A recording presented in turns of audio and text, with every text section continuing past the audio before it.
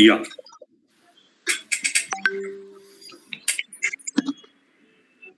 So, very good evening to all. I hope everybody is doing fine, and this session helps everybody in their career, in their profession, and whatever each and every one of us are doing. So, I am Sayam Jain, and very shortly we will begin with today's session on understanding the Union Budget of 2021-22. We have Mr. Jaikumar Tejwani sir today with us as our esteemed speaker for the session. I am sure with his vast experience, expertise, and knowledge, all of us today will gain immensely and will have a good understanding of the budget. We will get to know the difference between the economic survey and the mindset, the union budget, to understand whether we as a nation are moving towards growth, or are only showing that we move towards growth. So, with this, before we start, I'm pleased to introduce our esteemed speaker for this session, respected Mr. Jaikumar Tejwani sir. So, Sir has been running his own chartered accountancy firm by the name of Jaikumar Tejwani and Company LLP, Chartered Accountants, with its head office in New Delhi and a branch office at Dubai and Mumbai. Sir has over 25 years of experience in direct taxes, international taxes, audits, MSME compliances, and other related services. And with this, I am sure all present will be able to get a thorough understanding of the implications of the Union Budget 2021-22. Sir, being a chartered accountant, holds a law and a commerce degree, along with various certifications, including the ICAI certificates in indirect and international taxations, amongst others. Sir handles statutory audits, tax audits of PSUs and large Indian MNEs. Sir specializes in advisory on direct tax matters, including FEMA and assurance services. Now, without taking much time, I would like to ask Sir his overall understanding of the budget, and I hope everybody has a good learning experience and we gain immensely from this particular session. Over to you, Sir. Thank you very much, Sam. And thanks for your nice words. And I welcome everyone who is present in today's decoding of Union Budget 21-22. So, budget, for the first time in so many years, I found it to be very simple, nicely presented, and the things which were given in the speech were easy to really understand.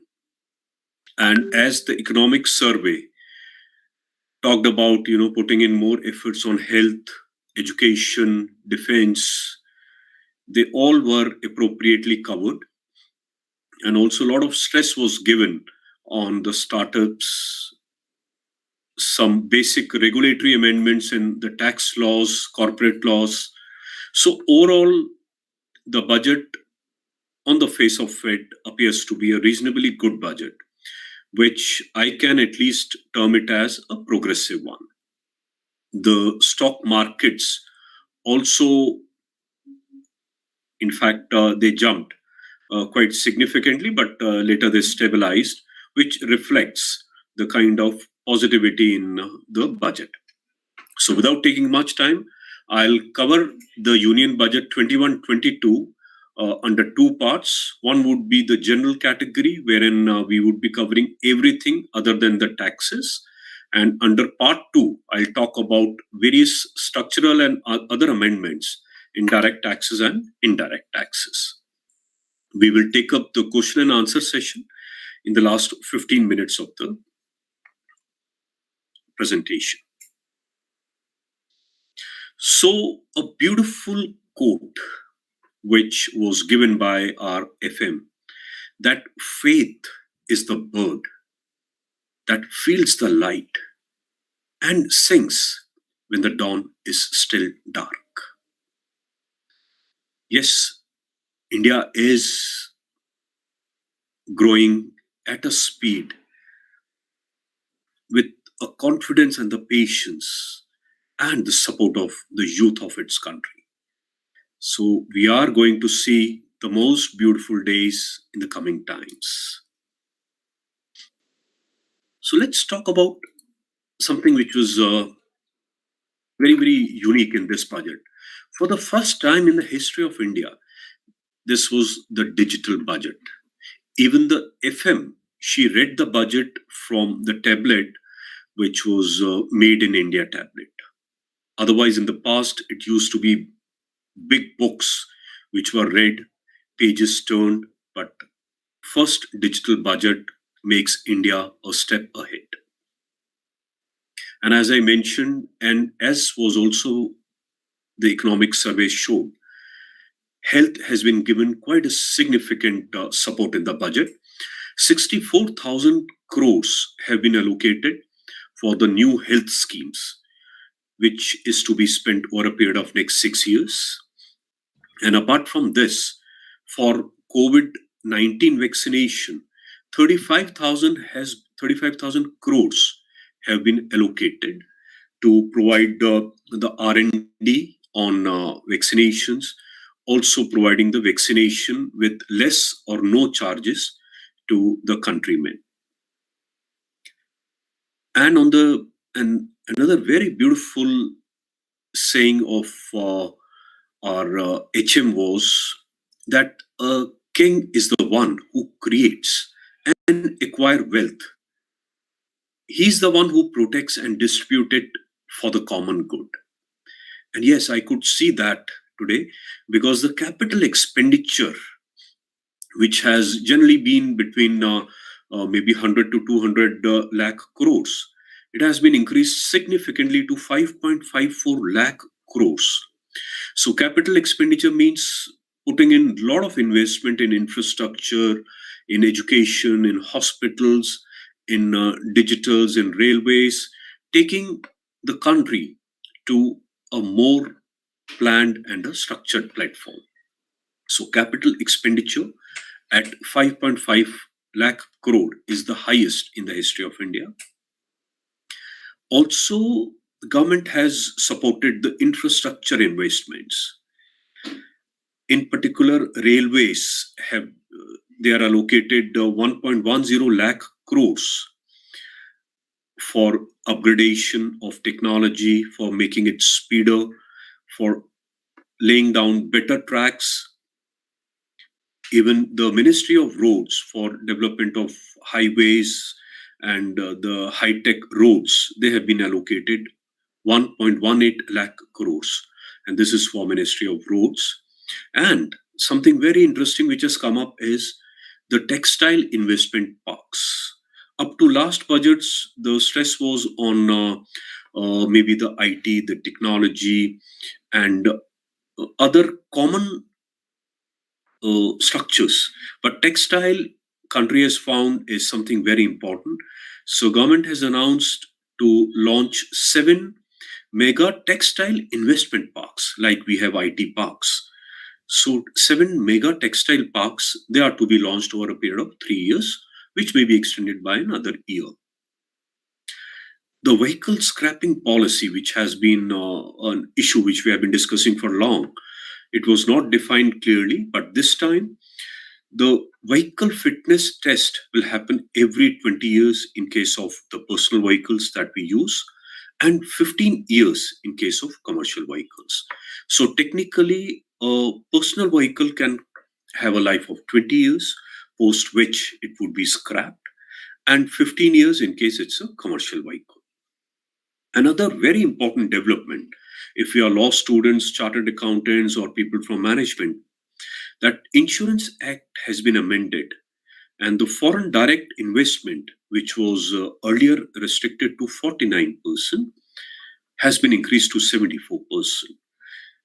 There was a lot of discussions, lot of requirements from the foreign companies, wherein they wanted more stake so that they can bring in those policies, those structures, those technology to India. And after a lot of discussions and understanding, government has finally proposed to increase the FDI to 74%. Another very important one is the DICGC cover. So currently our deposits, which were in savings bank account, FD account, or in any kind of a bank deposit, they were insured up to a sum of rupees 1 lakh. And this figure was increased to 5 lakhs in the last year, which means that up to 5 lakhs we are covered by the insurance given by DICGC. But government considered the kind of banks, a lot of dysfunctional banks, or the kind of challenges which depositors are facing. They are going to amend this act and amend it in such a way that the small depositors who have kept their money, hard-earned money in the banks, they are sufficiently insured. They should not be, because of the de-stressed bank, they should not suffer any kind of a loss. So the act is likely to be amended shortly. FM cleared that it would be a easy and a time-bound excess of deposits to help the depositors of the stress bank. We need not really worry about any kind of a loss of deposits. So these are all going to be the amendments which is expected in DICGC Act. Another very important point for all of us, if we are from law, management, or chartered accountancy, that some very interesting, exciting, and relevant changes have been proposed in the corporate and other laws. Small company, 85% of India's MSME, they fall under the category of small companies. And I'm sure you would be aware that MSME Act was amended in recent times, wherein the definition was broadened. But there was no corresponding amendment in the corporate law. So corporate law, small company definition is now proposed to be increased. The paid up capital, which was earlier 50 lakhs and maximum turnover of 2 crores, those companies were considered as small companies. But proposal is to increase the capital to 2 CR and the turnover less than 20 CR.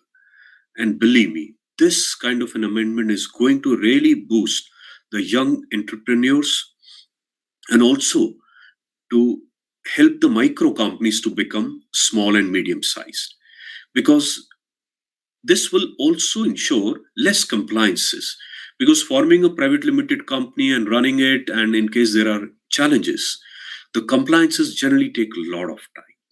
But with this definition going a step forward and quite on the international lines, this will significantly support MSME.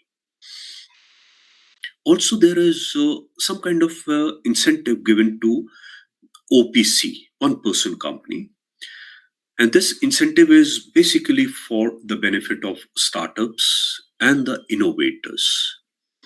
When we talk about innovators, it is about people coming from technology side, people who are young, who are energetic, who have some ideas. So to give them incentive, the one person companies, OPC companies, are now propagated by the government. And under OPC, we can set up a one person company, and with very less compliances and bank loans and funding from the government side very significantly supported. And also, if the OPC is owned or is owned by a person who lives in India. Earlier, the condition was that if somebody owns a OPC, particularly for startup, he was staying outside India, it was required that he should be in India for more than 182 days. But that condition also, considering that youth could really be spreading out, the number of days have been reduced from 182 days to 120 days.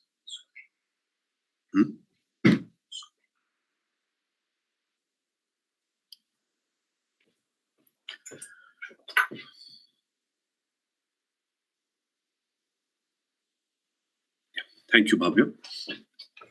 And second, very important, that non-resident Indians who were earlier not allowed, so person who is not resident in India, they were not allowed to open a OPC in India or to really have a startup structure by way of OPC.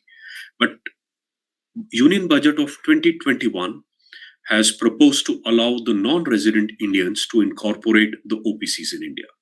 Again, very, very important and interesting amendment. So anybody looking for setting up a startup can, in fact, approach their NR people to help them open a OPC. Another very important corporate law amendment is that NCLT framework is further strengthened. NCLT generally is a physical code, but e-code system is planned to be implemented, and some simpler and alternate methods of debt resolutions are also planned to be introduced, so that not everyone is at the same court and fighting for the smaller or bigger issues at the same time. And also special framework for MSME is planned to be introduced, because currently NCLT, of course, they have various divisions or parts, but still it is structured at one place. But now for MSMEs and for smaller cases, they are planning to maybe structure it in such a way that it is effective and time bound, and also it is electronic. So a lot of work, a lot of interesting and exciting times for all of us and people from technology. Another very, very important amendment which is proposed is the decriminalization of the Limited Liability Partnership Act of 2008. So here it means that in case there is any default, there is any kind of challenge within the provisions, apart from penalty, it there was a provision to consider it as a criminal activity. So corporate law was quite amended to decriminalize. So on the similar lines, LLP Act is also proposed. So detailed notification will follow later. Another very significant amendment which needs a important mention here is the Securities Market Code. So currently we have SEBI Act of 1992, the Depositories Act of 1996 regulating DMATs, Security Contracts Regulation Act of 1956, Government's Security Act of 2007, and they have almost the same objective, but act very differently. And because of which challenges were being faced by the stakeholders. So government is proposing to consolidate the provisions of all these acts into one single code. And the title of this code would be Securities Market Code. So under one code, like we had the Insolvency Act, merging a lot of acts in itself. Security Market Code would consolidate the SEBI Act, the Depositories Act, the Security Contracts Regulations Act, and the Government Securities Act into a single rationalized code. Very important for all of us to appreciate and understand. Now let's talk about some amendments which have been proposed in direct taxes. At the outset, I must mention that there is no change in the rates or the slabs of income tax. So the slabs of earlier year, they continue as it is in this year also. So just for your information, I'll take 2 minutes. So currently for corporates, they have the slab rate of 25%, which is one of the lowest in the world, or at par with countries like Singapore and Mauritius. Similarly, for corporates which plan which are okay not to take any incentives or benefits given under various sections, the base tax rate is 22%. So these tax rates for corporate, they continue as it is. For individuals, the tax rate range from 5% and they could go up to 30% uh, under various slab rates.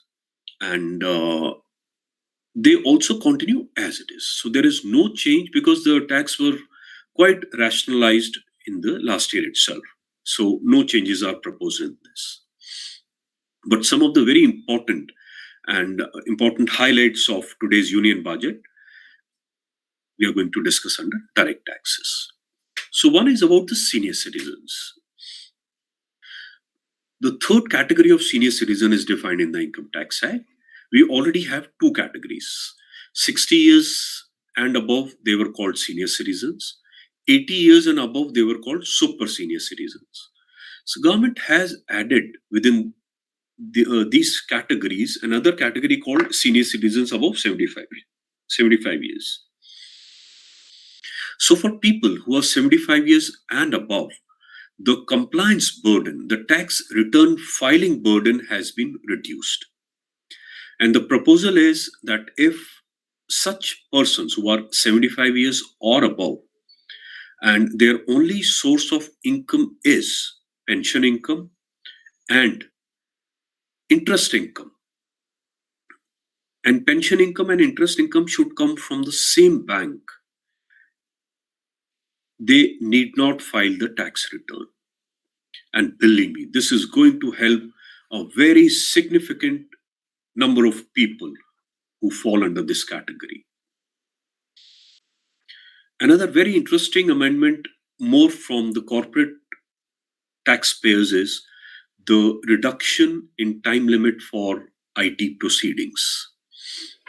Before I come to the proposal, the existing provisions are that income tax case or income tax return can be opened any time during the first 6 years by the tax officer.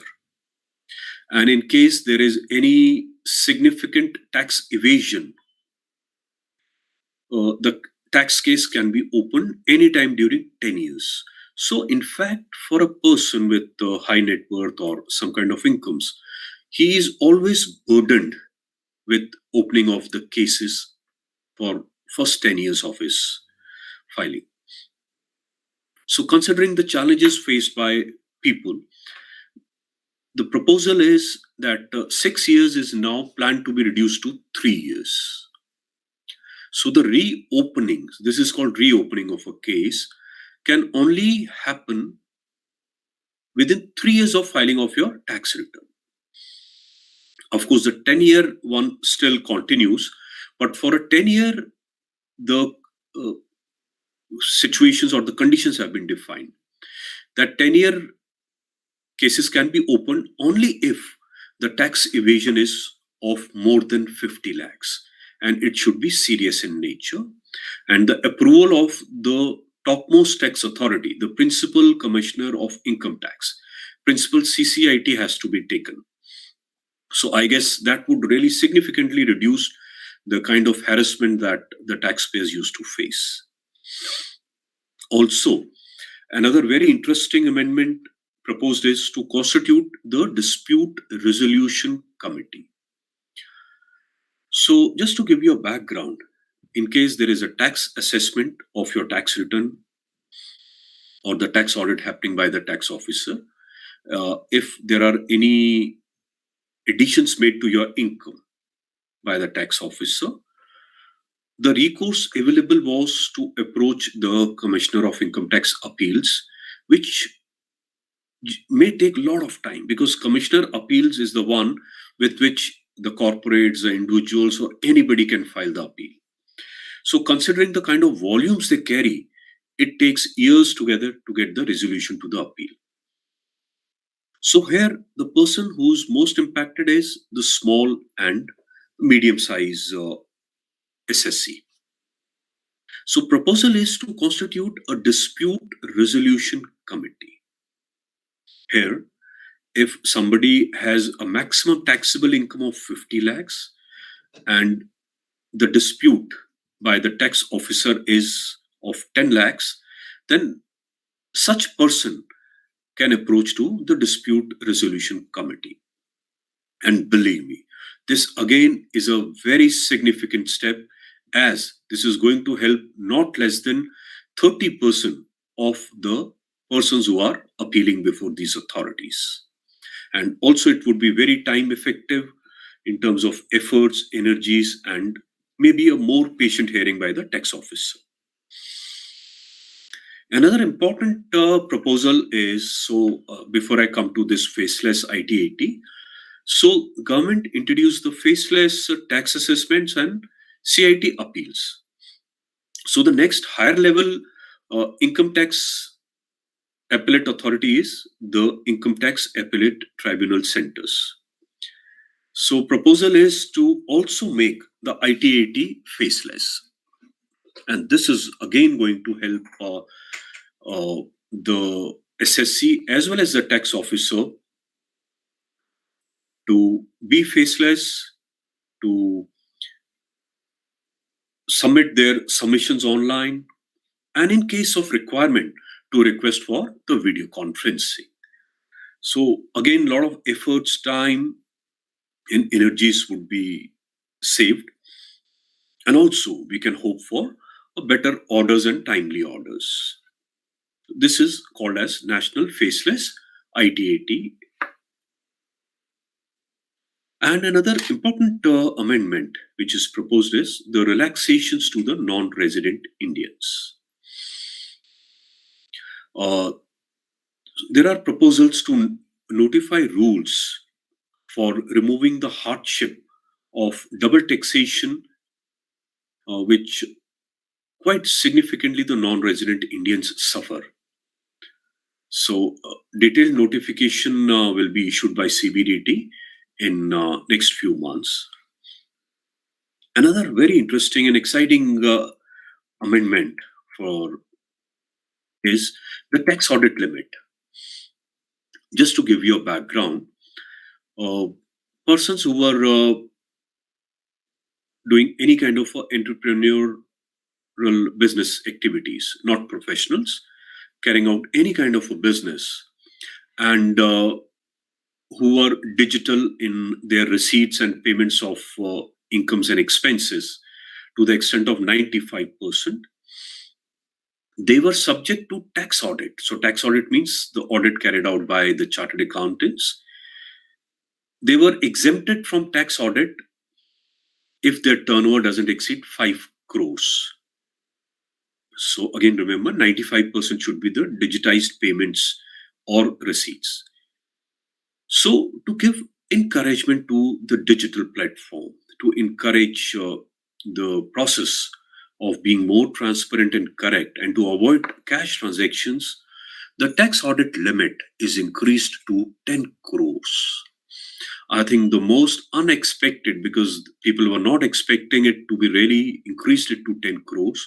But yes, if we are digital, more following the digital currencies, banking systems, avoiding cash, 10 CR is the audit limit. Another interesting amendment is the tax returns that we are supposed to file every year, comprising our incomes. So currently, certain portions of tax returns are pre-filled. Like the salary income will come automatically whenever you are filing your tax return. Your tax payments are auto-filled in the tax portal. But the proposal is now that going forward, the tax return would be pre-filled, not just with your salary income and tax payments, but also if there is any capital gains on sale of any listed securities, any kind of a dividend income that you have earned, they will also be pre-filled. Because government is now very capable of collating all these informations and ensuring that our returns are filled perfectly. Of course, in case you find that they are not correctly filled, you can do it manually. But generally, 90% of the cases, they are correct. And tax holiday. Okay. And these small educational trusts have also been given certain relief. The compliance limits have been increased for them. So, trusts which are into charitable hospitals or education, or the trusts which are not working for profits, they are NGOs, they have been given the compliance audit benefit, and their limit is increased from 1 CR to 5 CR. Again, friends, this is going to help lot many NGOs who are genuinely working for the education and hospital facilities. Employees related contribution by the employer on account of provident fund, on account of labor welfare fund, ESI. Just to give you a background, employer deposits the provident fund, ESI, and labor welfare fund. And part of it is contributed by the employees and part of it is contributed by the employer. So there are certain dates which are defined by which such deposits should be made. And in lot many cases, it was found that companies like Jet, Kingfisher, and lot many other companies, they have gone defunct and they were not able to deposit these dues collected from employees. So an amendment, it's not an amendment, in fact it's a kind of a clarification which has been given, that if employee collected dues are not deposited by these companies, they cannot claim deduction of such expense in their income tax return. Again, a very welcome step. And another very important amendment in direct taxes is that incentive is given to the startup companies, and the tax exemption has been extended by 1 more year, which means that the exemption which was to end on 31/3/21, it stands exempted up to 31/3/22, a boost to the startups, and this happens every year. So startups have really been encouraged to ensure that their participation, their role, their presence is there, and they are being benefited out of these tax proposals. There are a couple of other structural direct tax amendments, which, just for reference, I would like to say. Tax assessment notices. So if you have filed the tax return, tax department would check the return and issue the tax scrutiny notices. Not in all cases, just in 2 to 3% cases, they were allowed to issue tax scrutiny notices within 6 months of the end of the year. But now that 6 months has been reduced to 3 months. So tax department will have to issue, in those 2-3% cases, the tax scrutiny assessment notices within 3 months. Again, very interesting, because say for this year we have filed returns on 31st December. So up to September of 2021, we were to wait to check to see if there is any scrutiny notice. But now the government, CBDT, has to issue the notice within the quarter of April, May, and June. Similarly, another structural change, but very important, that the tax cases which were selected for scrutiny were to be completed within 12 months of the date of issuance of notice. But that 12 month again has been reduced to 9 months, which means that, so I'll not get into technicalities. So if the case was to be completed by 31st March, it will now have to be preponed and completed by 31st December. Again, very, very important change.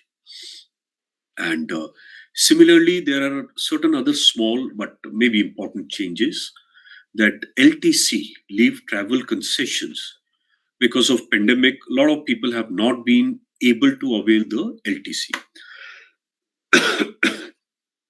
government has proposed that the companies may give, subject to, of course, certain conditions, may give this LTC by way of a cash component to the employees so that they don't lose on their LTC benefit. This is, again, is a very, very important amendment so that people have more incomes in their hand.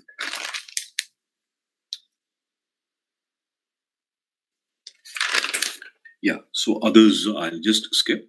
And coming to the indirect taxes, or GST, which was introduced effective 1st of July of year 2017, and for last three years plus, there have been a lot of challenges, a lot of questions and answers, and rate increase, decrease, a lot of filings, which government has still not been able to regularize.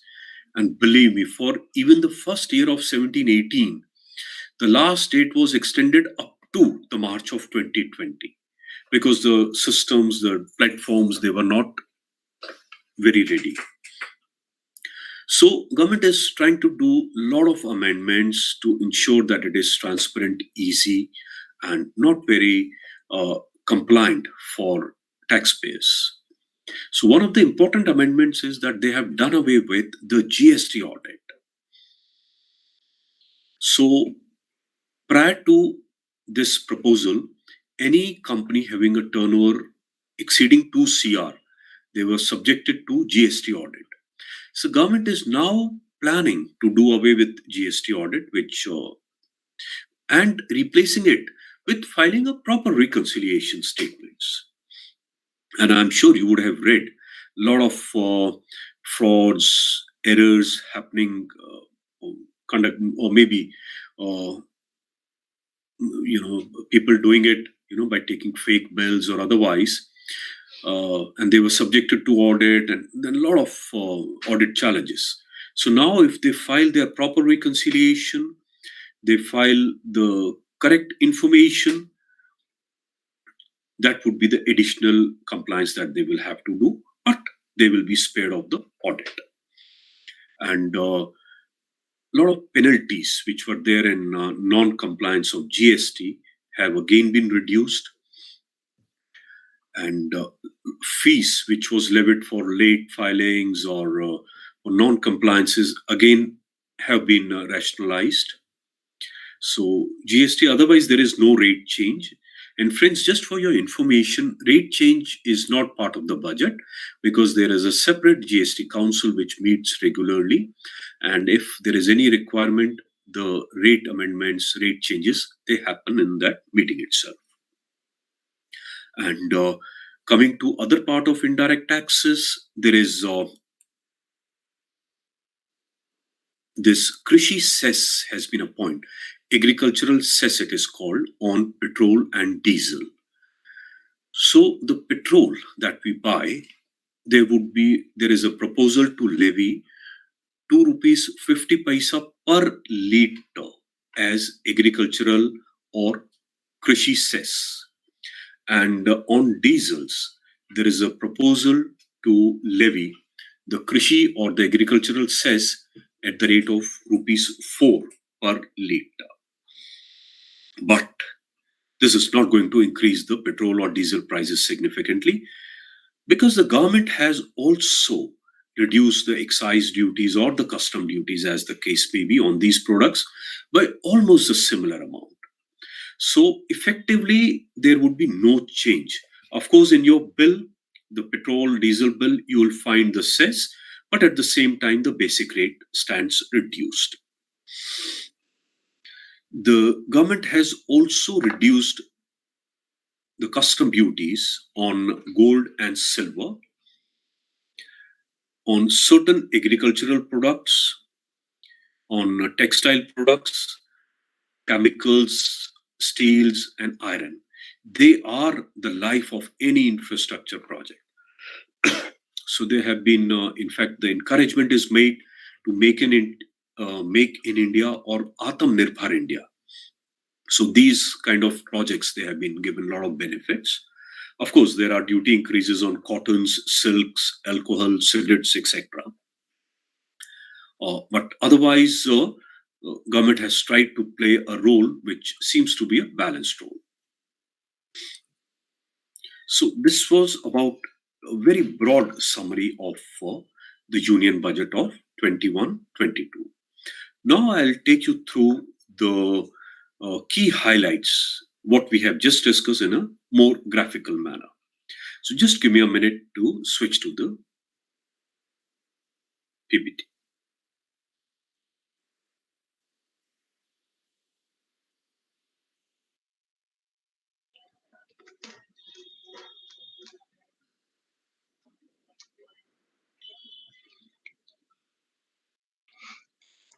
I think the topics, everything which were shared with us just now, uh, they were uh, they were shared in a very simplistic manner, which could be understood by the diverse audience which we have today. So, I mean, it was really insightful, and let's move forward with what Sir has to share in terms of graphs and everything else. Yeah, sorry, you are on mute actually. Uh, would request you to please unmute yourself.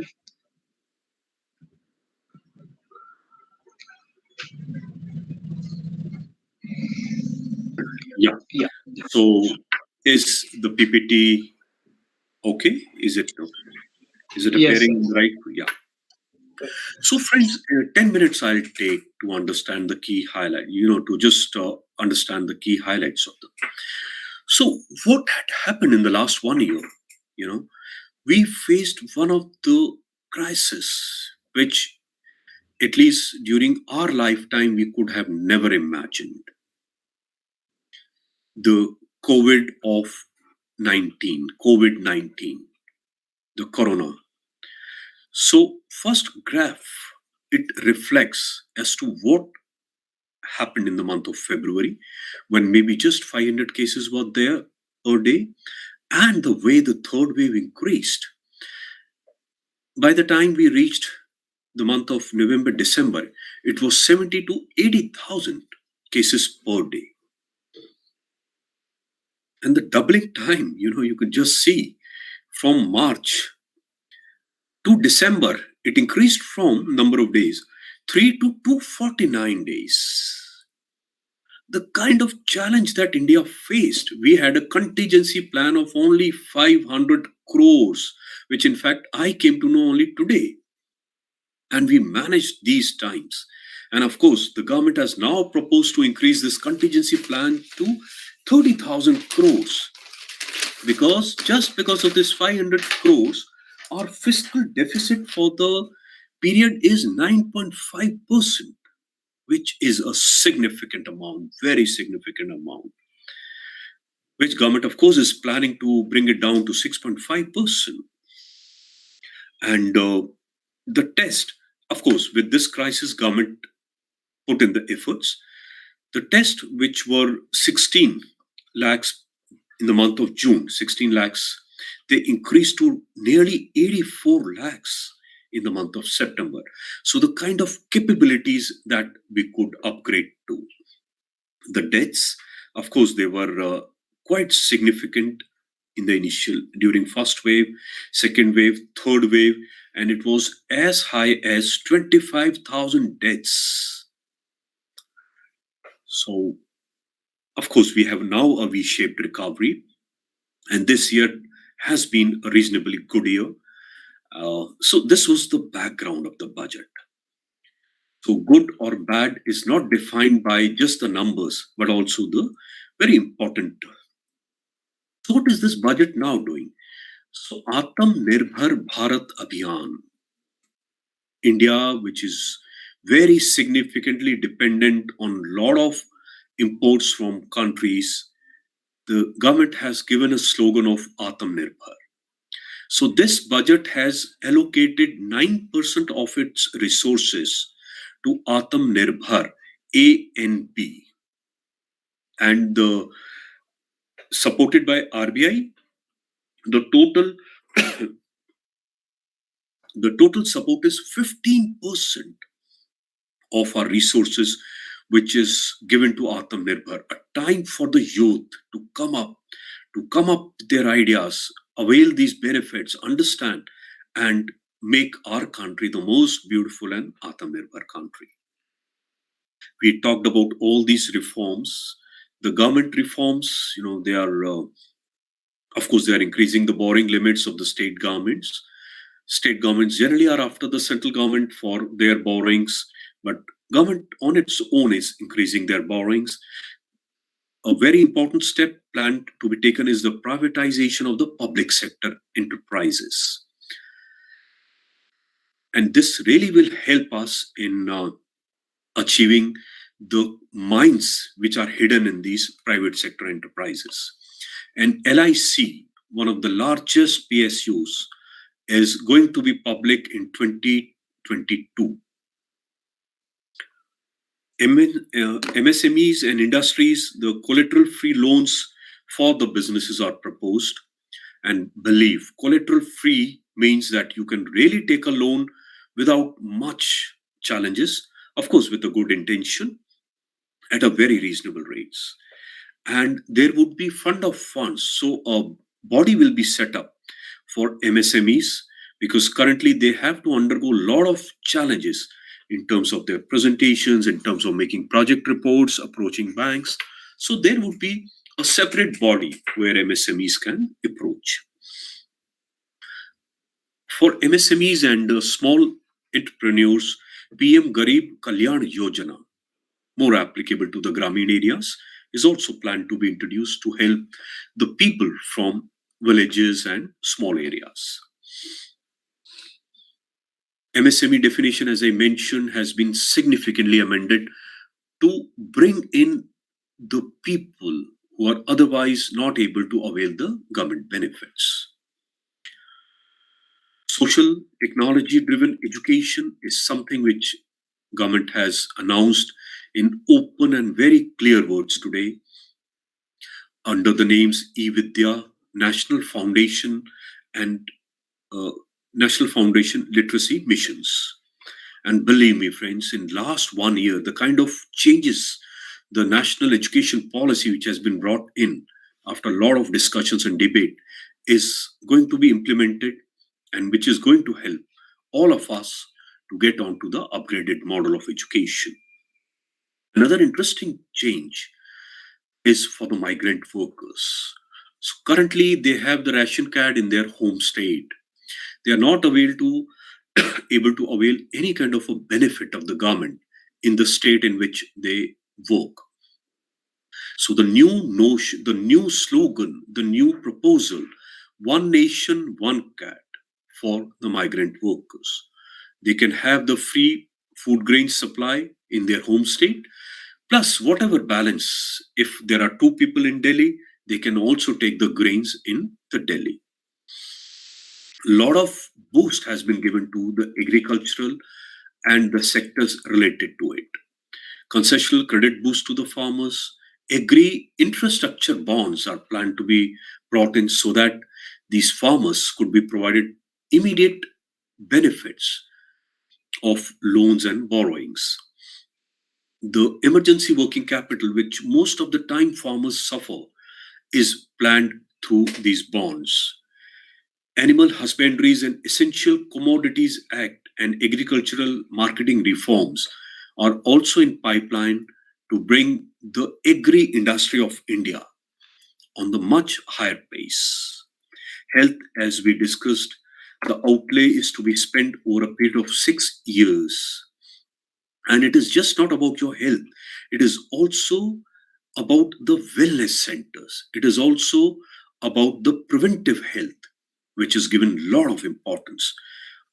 Apart from the health, the nutrition programs, and we call it as Poshan Abhiyan, they are to be merged and launched as Mission Poshan 2.0. The PM Atam Nirbhar Swasth Bharat Yojana also has the plan to set up the integrated public labs. Currently, the labs are private, public labs are not really available. And so a lot of people are not able to take the benefit. So integrated public health labs will be set up. And also, very important is establishing the critical care hospital blocks so that people are able to utilize the health benefits in a very easy and transparent manner. And as I mentioned, just not about the healthcare, but 35,000 crores, which is quite a significant amount for COVID 19 vaccination in the ongoing year. And you can see the chart as to how the health expenditure on health as percentage of GDP is growing. 14-15, it was 1.2 lakh crores and increasing to 1.8 lakh crores. And of course, additional for any emergencies. Industry, as we already discussed, government is planning a lot of support to agriculture, forest, services, manufacturing, startups, and the you could see this pie where we have put in the efforts that government is going to put on the infrastructure projects.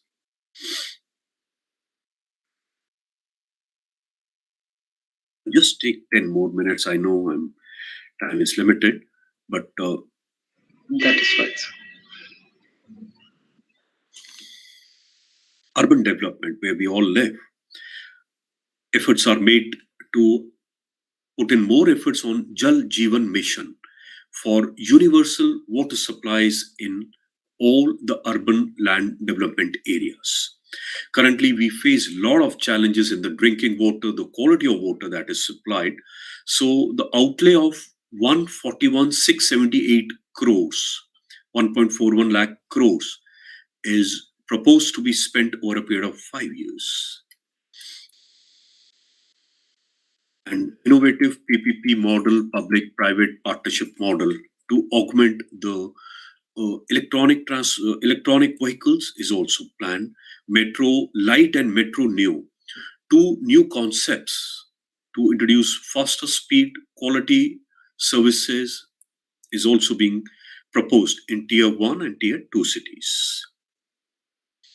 This we already discussed about the security markets code, and very important for the law people, law students, chartered accountants to take it as a kind of another additional area of our professional assignments. Agriculture we have already discussed. Human capital, again, education, as we have been discussing. National education policy already introduced will now be brought in systematically in on the education system. And skills, which currently in India we have a lot of theoretical education, but government has really been putting in efforts on the skill development. So they are realigning their national apprentice training scheme for the graduates, for diploma holders in engineering, and also the partnerships are planned with Japan and United Arab Emirates in the areas of skill development and recognition, so that once you graduate out, you get your diplomas, you come out of your colleges, you are skilled to take up the assignments, to take up your job in a very proficient and professional manner.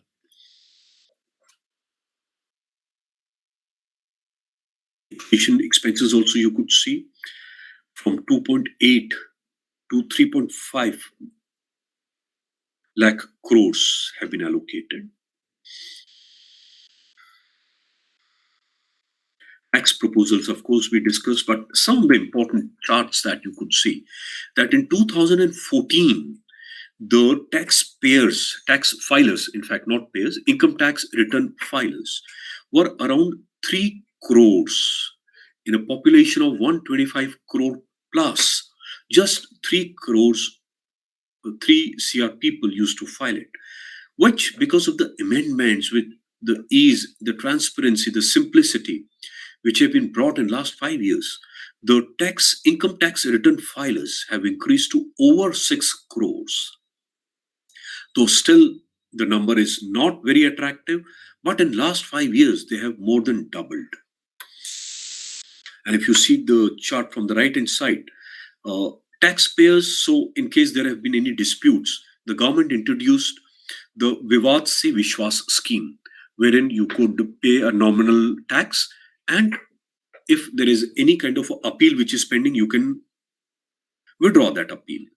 So that number, so this scheme was introduced last April. So government has already collected over 82 lakh of amount because people have gone for this scheme.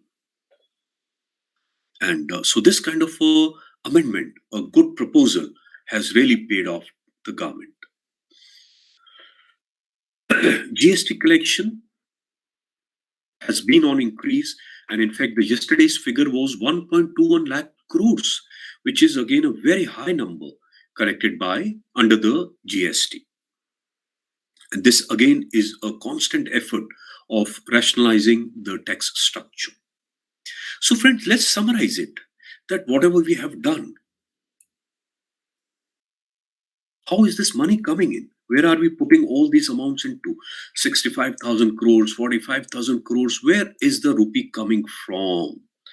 And you would be surprised to note that 36% is coming from the borrowings and repayment of other liabilities of the government.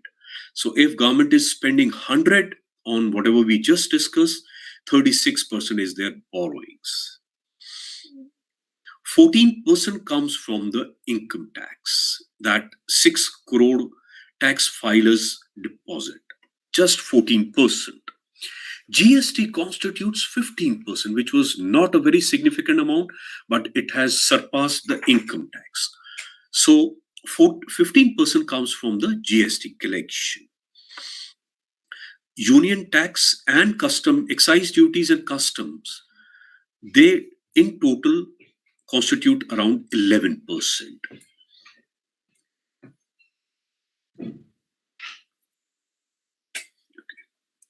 So this is how the funding is done. This is how the rupee comes in. And where is this rupee going? Very important for all of us who are doing law, CAs, management.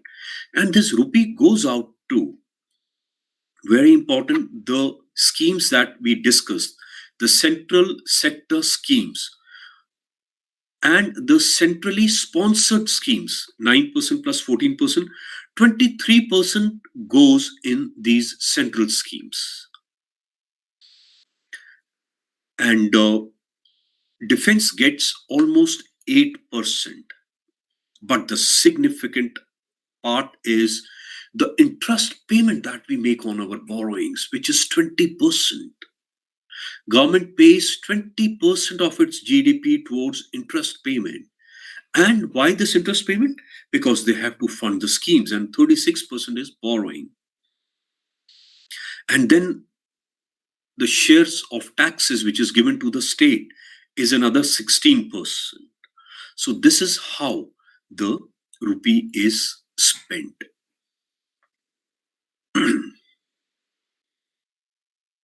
These are all various presentations by way of graphs, which could be of interest to you. And the various schemes, I have just summarized where they are spent. So friends, these are something, where government has, so just to summarize, government has been putting in a lot of efforts on health, education, on quality of our living, on defense, so that we as a country grow as a strong country and we are Atmanirbhar and be able to do our activities on our own. Make in India. Support is given to youth so that they can achieve a good education. Loan facilities are provided to the startups. Ease of doing business by putting in the various amendments for startups to form a company to set up their businesses in India. So this was all in Union Budget of 2021. Thank you very much. Thanks a lot. Sir, I think this has been a great session, and many of us young students have this thing in mind that budget is a very complex activity which is done by the government. But I think all of us who have listened to your webinar, or all the audience. Basically, they must have been benefited a lot because you covered each and every aspect of the budget in a very simplistic manner. I myself watched the whole budget live, but I think with you explaining so nicely, it was well understood by all the audience which we have today. With this, sir, if you allow, since we are short on time, can I ask you a few questions which the audience has been asking us? Sure, sure. Yeah, though although you have covered all the points, but still, just a few things I wanted to ask, that in fact the audience wanted to ask, was that the budget was silent on the governance of cryptocurrency in India, and has come under the scanner in the past few years. So how does this thing goes for the future, and what is the future of such currencies in India especially? Yeah, very good question actually, because cryptocurrencies have not been legalized in India. So RBI, way back, I think almost 3 years back, they banned any kind of dealing in cryptocurrencies. And till date, of course, a lot of efforts are being put in to bring it to the main line, but the situation remains as it is. So cryptocurrencies are still not recognized as a currency in India. Great, sir. And I don't see anything happening in at least next couple of years. Definitely, sir. One last question which our audience has been asking is that, similar to a lot of previous budgets, the budget endorses large scale disinvestment. So would the 2021-22 plan of action be able to overcome the atrophied response of the past? Let's wait and see.